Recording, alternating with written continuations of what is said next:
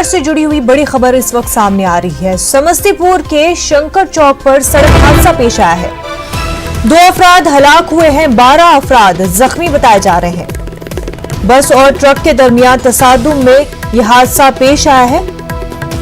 जख्मियों का इलाज जारी है। बस मुजफ्फरपुर से कटिहार जा रही थी। बस में 32 माइग्रेंट मजदूर सवार थे। अहम खबर इस वक्त सामने आ रही है, जहां माइग्रेंट मजदूर जो है अपने घरों को जाने की कोशिश में लगे हुए हैं, वहीं सड़क पर हादसे भी कई ज्यादा पेश आ रहे हैं। बिहार से जो अहम खबर आपको बता रहे हैं, समस्तीपुर के शंकर चौक पर सड़क हादसा हुआ है। 2 अफराद हलाक हुए हैं, 12 जख्मी हैं। बस और ट्रक के दरमियान ये तसादुम हुआ है। जख्मियों का इलाज जारी है। बस मुजफ्फरपुर से कटिहार जा रही थी। बस में 32 माइग्रेंट मजदूर सवार थे।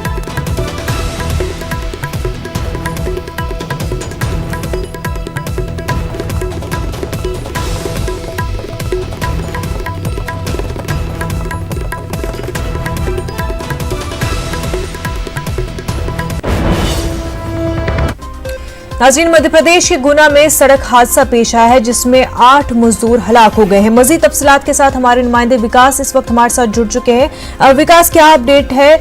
जो मजदूर है जिनका सड़क हादसा हुआ है, उसमें कितने लोग जख्मी बताए जा रहे हैं और इनका इलाज कहां पर चल रहा है? जी मुरज़ा, इस पूरे दर्दनाक हादसे में जो मामला पूरा निकलकर सामने आ रहा है, उसमें 8 मजदूरों की जो प्रशासनिक पुष्टि हुई है, उसमें 8 मजदूरों की मौत हो चुकी है।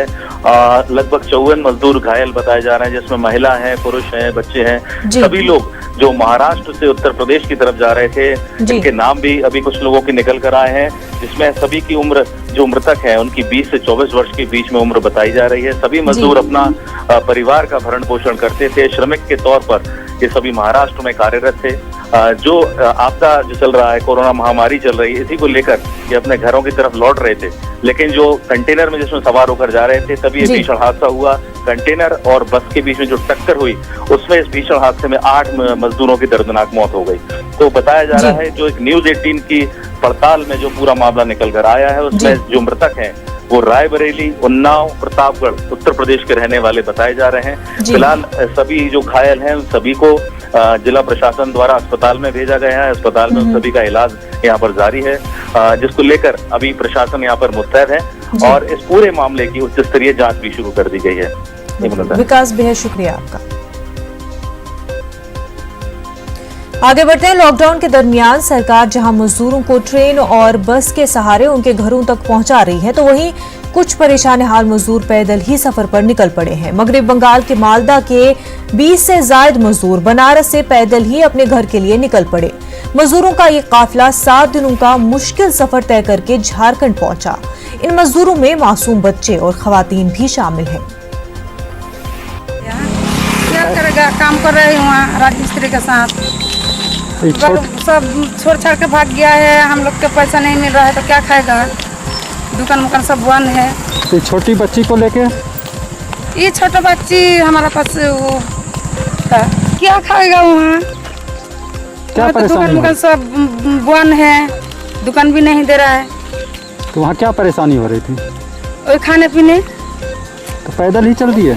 हाँ, कितना उधर वो जो बनारस का उधर सब पैदल में जाते जाते है तो लड़ी मड़ी मिल गया है, तो आधा घंटा 1 घंटा लेके गया, फिर उतर दिया, फिर वो पैदल में जा रहा है।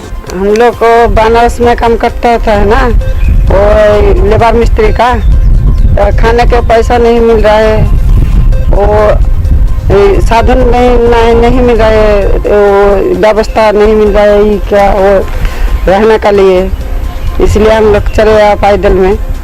अभी पश्चिम बंगाल जाना है ना, पैदल ही?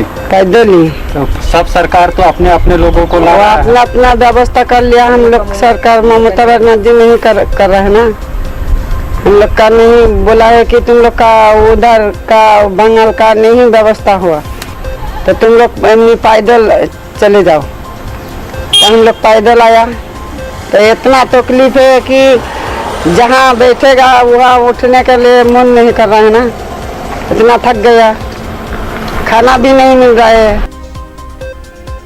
नाज़रीन, एक छोटा सा